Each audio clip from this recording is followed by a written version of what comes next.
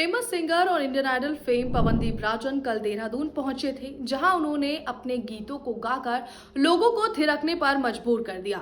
बता दें कि पवनदीप राजन कल रेसकोर्स में पहुंचे थे और वहां पर उनका स्टेज शो था, जहां पर उनके फैंस उनके साथ सेल्फी लेते हुए भी नजर आए हैं। साथ ही आपको बता दें कि वहां के लोग बेड़ू पाको, बारामासा जैसे गीतों पर भी थिरकते नजर आए। ये तो सभी जानते हैं कि पवनदीप राजन की आवाज कितनी ज्यादा खास है और लोकप्रिय है, इसीलिए वहां पर लोगों का तांता लगा रहा।